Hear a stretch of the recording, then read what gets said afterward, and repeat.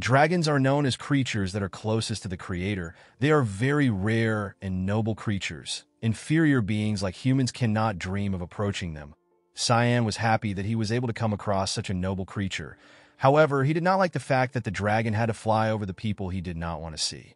The emperor was shocked to see our boy holding onto the dragon. He asked the duke to tell him why his son is on top of a dragon. He asked Willius to save Cyan. As Cyan held onto the dragon, he wondered about how he got into his current situation. Our boy simply wanted to drink the dragon's blood. He did not expect the situation to escalate. The scene shifts and we are taken back to the past. Cyan used his demonic sword manifestation to cover himself in his unique energy. When he pointed the sword at the dragon, Kiram told him that he must definitely eat the dragon. As the ogres and the other monsters ran to attack him, Cyan took a stance. Our boy was annoyed to see that the worthless mongrels were coming towards him. He did not want to waste his time fighting such weak monsters. Our boy activated a technique known as the rushing fog sword. He used this technique to tear through the ogres, death worms, and harpies. After killing all the monsters, Cyan moved close to the devil dragon. When he got close to the dragon, he realized that the dragon has not fully grown yet. Upon seeing Cyan in front of him, the devil dragon opened its mouth and shot an energy blast at our boy. The attack was so dangerous that it destroyed the boulders in the area. Unfortunately for the dragon, our boy easily moved away from the range of the attack. Cyan was annoyed to see that the dragon would attack him even though it was their first time meeting. Our boy decided to show the beast that he is stronger. While he was above him, Cyan used his sword to land an attack on the dragon's eye. The monster screamed out in pain as blood gushed out of his eyes. He quickly lifted himself from the ground. He rushed to attack our boy with the pointy horn that was on his head. Cyan smiled when he saw the dragon coming closer to him. The moment the monster got close to him, our boy dodged its horn and activated a technique known as the 8 fluttering petals. The moment he activated this technique, our boy landed several cuts on the dragon's body. The monster screamed out in pain and fell to the ground. When Cyan landed on the ground, he carefully moved his shoulder. He noticed that his shoulder was quite sore. Our boy realized that he could not yet handle a dragon. When Cyan saw the monster get up, he took a stance and decided to end the fight. The dragon flapped its wings and flew up. Our boy was surprised to see this. He believed that the dragon wanted to attack him with his horn again. Cyan was certain that he could easily face the attack. To our boy's surprise, the dragon turned around and began to run. Cyan could not comprehend what was happening. He chased after the monster and asked it to stop running. However, the dragon did not listen to him for obvious reasons. This is how Cyan was able to get on the dragon's leg. Our boy realized that he had used up all his luck when he came across the dragon. He looked down and wondered about how he was going to take care of his current situation. Kira materialized herself and asked our boy to tell her why he is not doing anything. Cyan asked the woman if she can't see the people below them. The demonic sword moved close to her master and began to yell at him. She told him that he will be able to survive if he unsheathed her. Our boy could not believe that Kiram wanted him to use a demonic sword in public. He assured her that he will immediately get burned on a stake. Kiram was annoyed to hear this. She asked Cyan if he is just going to stay on the dragon. Our boy told the woman that he is thinking of a solution. While Cyan was talking, his father gathered his mana and activated a spell. A magic circle appeared below him. The magic circle was surrounded by huge swords. Our boy was horrified to see the spell. He was certain that his father has activated an advanced 8-star spell. Cyan could not believe that his father was going to use the secret sword of the heavens, even though he knew that he could get swept away in the attack. Our boy was annoyed to see that his father is living up to his title as the continent's guardian. Willius raised his sword up and fired the huge swords at the dragon. The devil dragon managed to dodge the swords. Our boy was happy to see this. While he was cheering for the dragon, he saw another sword moving towards the dragon from behind. The sword was aimed directly at Cyan. Our boy immediately realized that he was going to die. He quickly let go of the dragon's leg. The sword grazed the monster's leg. Cyan grabbed his hair out of anger as he watched the dragon fly away. He could not believe that he lost the opportunity to drink a dragon's blood. While our boy was falling, Kira materialized herself. She was annoyed to see that Cyan was just allowing himself to fall. She asked our boy to fly. Our boy reminded her that he will be burned on a stake if he uses a technique of the mist. Kiram was annoyed to hear this. She yelled at her master and asked him if he is going to allow himself to die from falling. Cyan did not know what to say to this. He told the sword that he is thinking of a solution.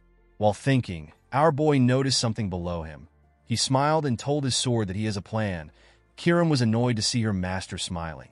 She asked him if he is going into the poop-infested water. Cyan explained to the woman that he has no other choice. Kiram begged our boy to think of another solution.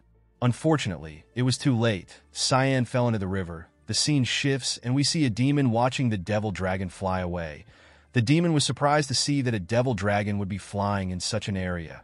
Another demon behind the man told him that the devil dragon is quite young. Due to the scars on the monster's body, the man was able to tell that the dragon got itself into a lot of trouble. The young demon told the man that there must be a lot of strong monsters in the area the dragon is flying from. The man revealed to the young demon that the dragon is flying away from the territory of the humans. The demon was surprised to hear this. He turned around to see the territory of the humans.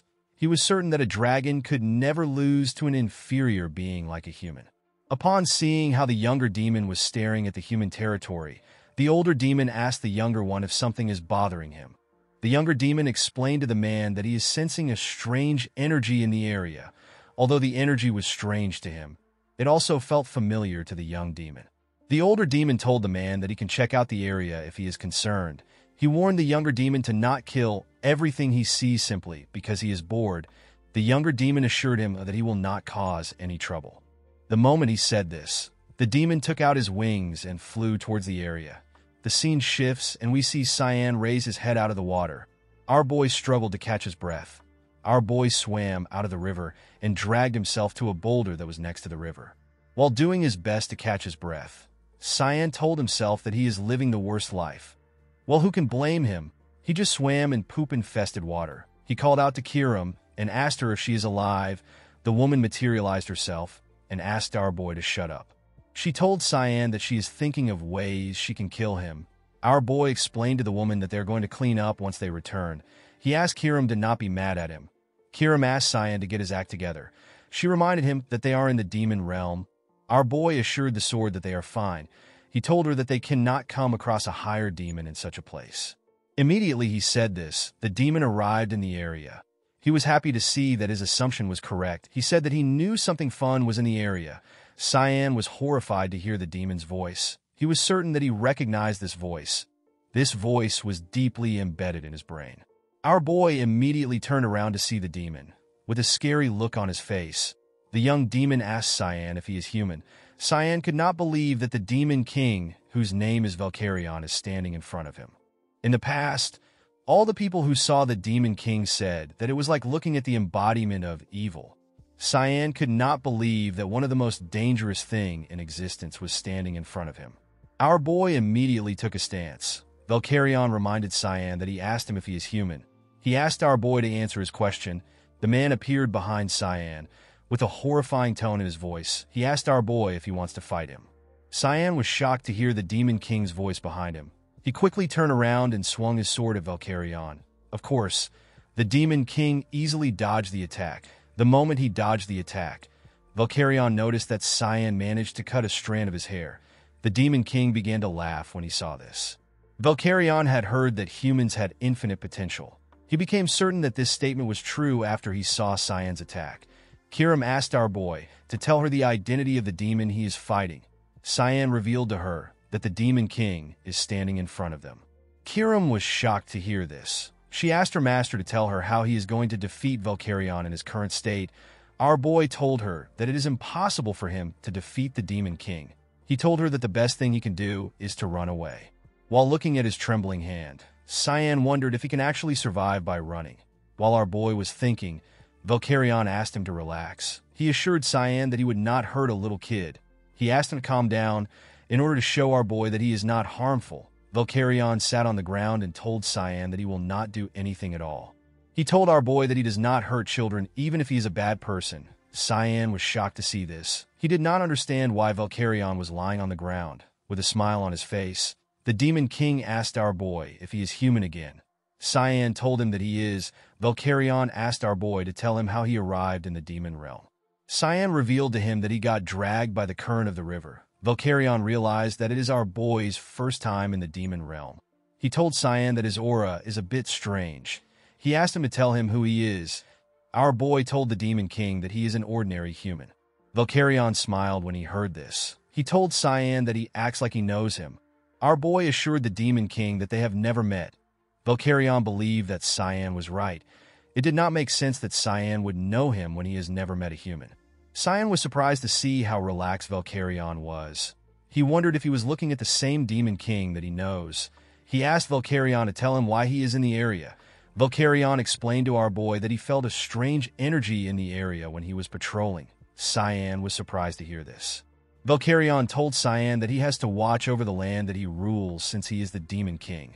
The moment he said this, Valkyrion stopped talking. He raised his head up and asked Cyan to repeat what he said.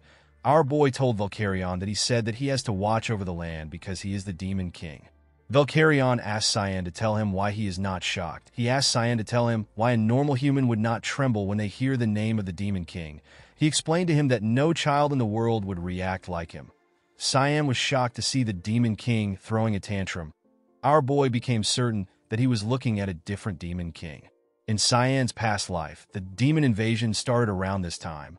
Our boy was certain that the Demon King in front of him was not capable of invading anyone.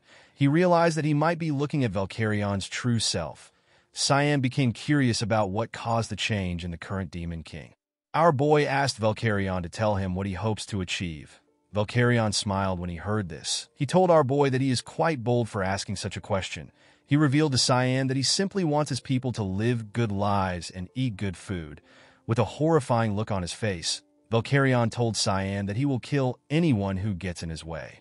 He explained to our boy that this is his duty as a Demon King.